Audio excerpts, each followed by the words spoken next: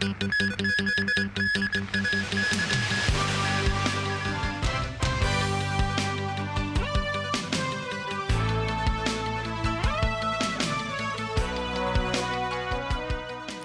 evening, and thank you for joining us.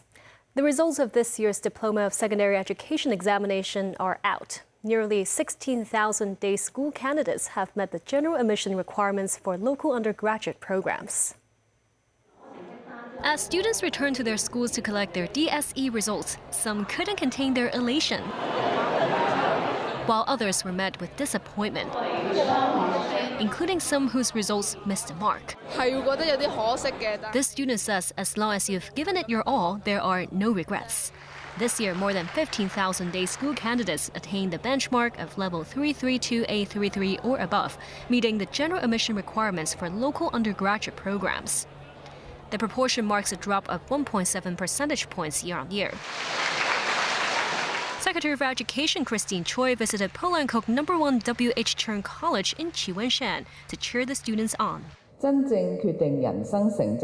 She says what truly determines a person's achievements in life is often not the score from a single exam, but the courage to face the unknown, the resilience to overcome challenges, and the lifelong commitment to learning. Some candidates whose results fell short of expectations headed to private universities, including Hanseng University, to explore alternative pathways. The university's principal says applications rose by 20%, making competition even fiercer. Others applied for associate degree or higher diploma programs at institutions including the HKU Space Community College. A record 24 students emerged as top scorers in this year's Hong Kong Diploma of Secondary Education examinations. They include one who defied the odds to rise to academic excellence despite severe visual impairment. 11 of the 24 top students also attained the coveted Super Top Scores distinction. At YN College Hong Kong, top scorer Aiden Chang has been afflicted with congenital visual impairment with just 10% of vision left. But he refused to let his impairment hold him back. Spending nearly 10 hours in revision every day, Aiden eventually became one of the city's top scorers at the Hong Kong DSE this year. Now Aiden sets his sights on pursuing a double degree program in government and laws at HKU, hoping to empower vulnerable and underrepresented communities in litigation in the future. Apart from thanking his parents, he says technologies have helped through his learning journey.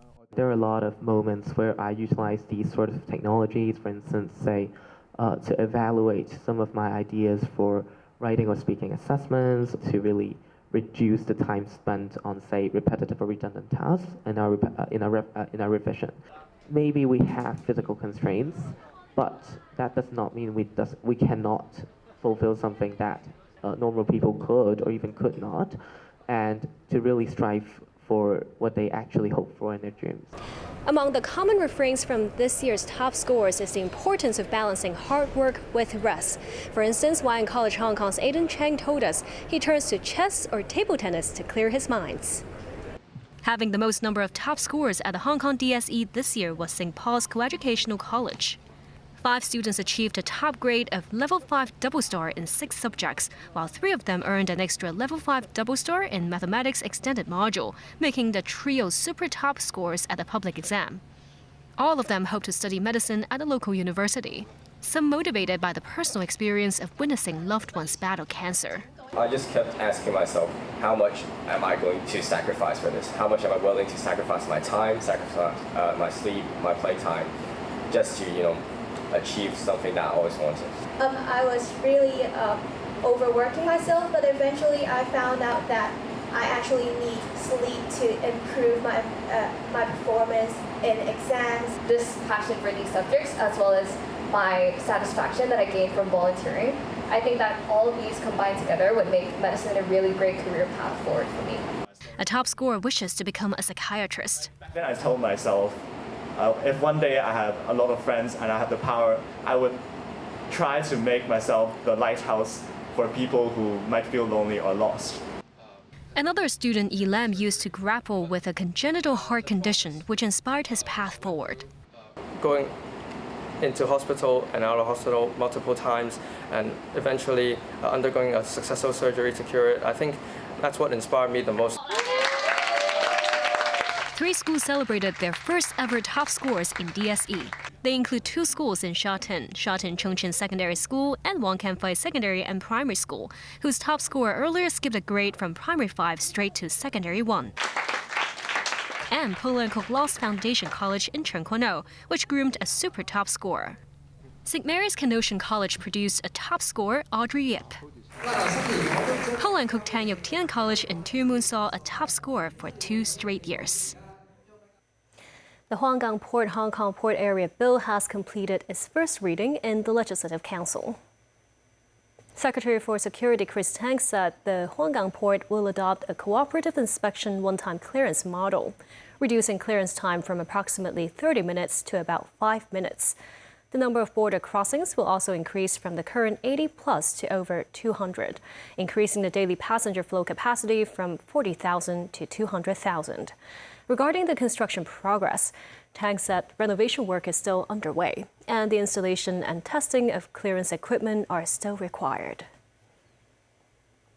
The Legislative Council has passed a bill which places a blanket ban on all smoking at the city's construction sites.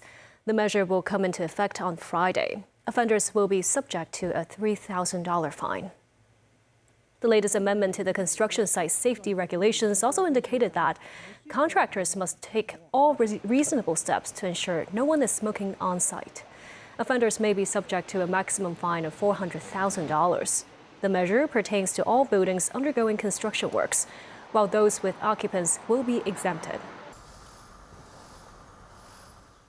The Independent Committee on the Wanfu Court fire began its final hearings today, with the inquiry now heading towards a conclusion. Committee Chairman David Locke said he will submit a report to the Chief Executive proposing improvements in relevant areas. Timothy Lee reports. As the hearings of the Independent Committee on the Wanfu Court fire are drawing to a close, Committee Chairman David Locke said members on the panel and legal representatives from the government each made conclusions containing 600 and 400 pages respectively. The first day of the latest hearings pertained to conclusions of the 4 parties involved in the tragedy. Lawyers representing ISS East Point stated that the former property management firm responsible for Wanfu Court was never chosen to play a supervising role over the course of the housing estate's large-scale renovation works. The legal representatives added the management firm had no authority to regulate or dismiss renovation workers.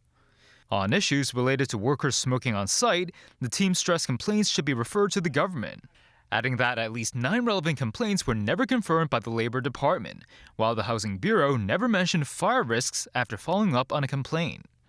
Regarding an electrician who earlier admitted to assisting fire services personnel in draining their water tank and for shutting down the fire alarm system's control panel, his legal representative said he provided assistance to qualified individuals. Legal representatives for China Status Director Leung Ping-kei, the fire service installation contractor hired by Prestige Construction and Engineering, noted that there were suspension notices regarding fire safety systems on his employer's quotation, making it difficult to believe Prestige was unaware of fire-related issues. While the team representing the Urban Renewal Authority mentioned the government's smart tender system. They stress while it is effective as a deterrent against criminal organizations, the system may face challenges in tackling secret dealings as it is not operated by a law enforcement agency. Timothy Lee, TVB News. Speaking at a United Nations meeting on the Middle East, Sun Lei, charge d'affaires of the permanent mission of China, puts the blame on the United States for obstructing the Security Council's efforts to secure a ceasefire and end the fighting. The envoy says the U.S. bears an unshakable responsibility as it has allowed the conflict in Gaza to spill over and cause escalated tensions in the Red Sea. He underscores resolving the issue requires respecting international law and the legitimate rights of all countries, including respecting Yemen's sovereignty and territorial integrity. In addition, Sun points out that amid ongoing negotiations between Iran and the U.S., American forces have launched additional military strikes without authorization from the Security Council, which he says is again pushing the region towards a dangerous abyss. Trump administration officials told U.S. Immigration and Customs Enforcement officers to suspend most vehicle stops after 2 deadly shootings within a week, according to people familiar with the decision. Danny Rao tells us more. The policy change came after an ICE officer shot and killed a Colombian driver Monday in Maine, and a week after one shot and killed a motorist in Houston, renewing criticism of the agency's enforcement tactics that were widely condemned last winter after the killings of Alex Pretty and Renee Good in Minnesota. The suspension of vehicle stops allows room for exceptions when executing a criminal warrant or working with partner agencies, according to a person who spoke on condition of anonymity to discuss sensitive law enforcement operations. Matthew Felling, a spokesperson for Maine Senator Angus King, said the senator's office was also told by the U.S. Department of Homeland Security that ICE was suspending stops. Hundreds of people in Maine protested Tuesday over the fatal shooting of Johan Sebastian Duran Guerrero, a 26-year-old Colombian national. DHS said Monday that an officer fearing for public safety shot and killed Duran while officers were watching the home of someone they believed was in the U.S. illegally and facing a final order of removal from the country. It said in a post on X that when ICE tried to stop a car driven by someone who came from the home, the person attempted to flee in the vehicle and the officer fired. That was a shift from how King earlier described the encounter when he said Homeland Security Secretary Markwayne Mullin told him the officer opened fire after the man tried to use his vehicle as a weapon. King said Mullin told him the officers were trying to serve an arrest warrant, but not for the man who was shot. In a scathing post on X, outgoing Colombian President Gustavo Petro called the shooting a targeted killing at the hands of the U.S. government. Maine's congressional delegation also demanded a comprehensive, transparent and expedited investigation into Guerrero's killing. Dan Earl, TV News.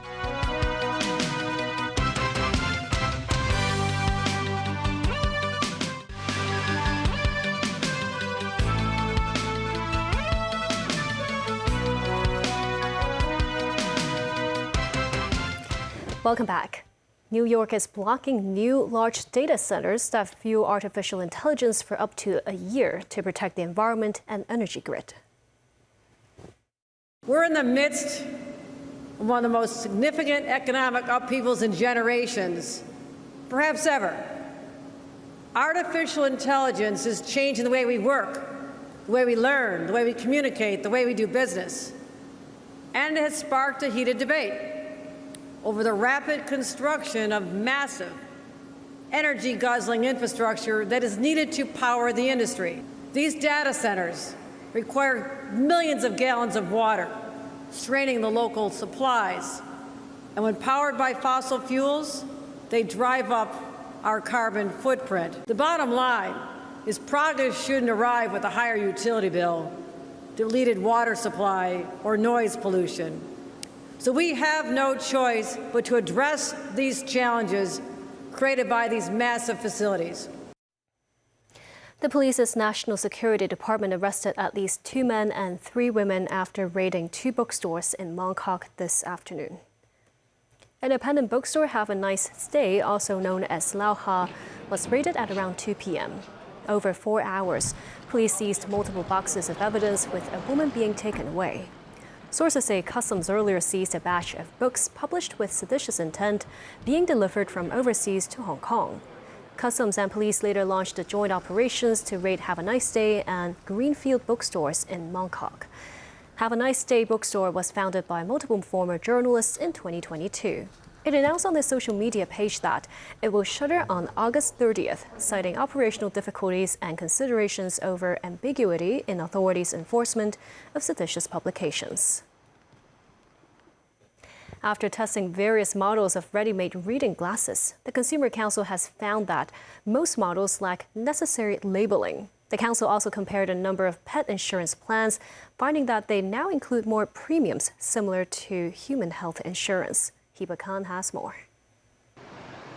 Ready-to-wear glasses don't require prescriptions and can be easily found at retail outlets and street stalls. Despite the convenience, the council advises people to be more careful. Prices of the 17 models range from $8 to $490. Among them, 10 models did not clearly indicate pupillary distance or optical center distance, which may cause eye strain from prolonged use.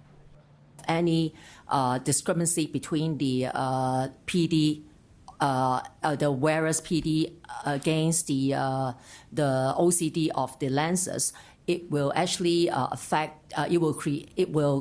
If there's discrepancy, it will create undesirable prismatic effect, which may lead to discomfort of the eyes. And if it becomes worse, it will create a double vision for the wearers. The council advises people to visit registered eye care professionals for the best treatment. Meanwhile, a week after the implementation of pet-friendly dining establishments, the council reviewed 24 pet insurance plans, 19 of which include third-party coverage.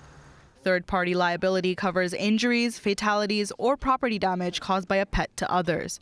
However, it doesn't cover complaints, disputes, or matters involving nuisance, noise, or fright. If a pet is aggressive and the owner fails to take reasonable safety measures like using a leash, the insurance company may also refuse compensation. Pet insurance plans have recently added coverage such as diagnostic imaging, higher coverage, and cash benefits. These are optional premiums, however, which vary based on pets' ages and breeds, usually requiring price surcharges beyond customers' basic coverage. Some consumers discovered that insurance companies had automatically renewed policies annually and charged their credit cards without clear prior notification. For example, some companies still require customers to pay the remaining premium surcharge after their pet's passing. Pet owners should pay close attention to insurance policy details in case of changes to plans based on age and other factors. Hiba Khan, TVB News. The Hong Kong Book Fair opens today. The 7-day event blends reading, sports, and gourmet experiences, drawing massive crowds of eager visitors. Alina Wang was there. The Hong Kong Book Fair 2026 opens this morning. As soon as the gates open, a flood of visitors rushes in, many equipped with suitcases and trolleys. Many consider the fair rich in content. I feel like it has a lot of things and books to offer. I think every single vendor here has different books, different kinds of things that I think maybe students, maybe young as maybe 6 years old, to maybe adults can enjoy.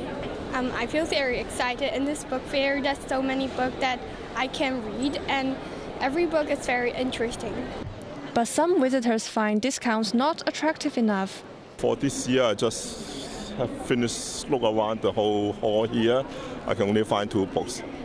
Yeah, just spend about $400. You buy one book, you can have a 20% discount.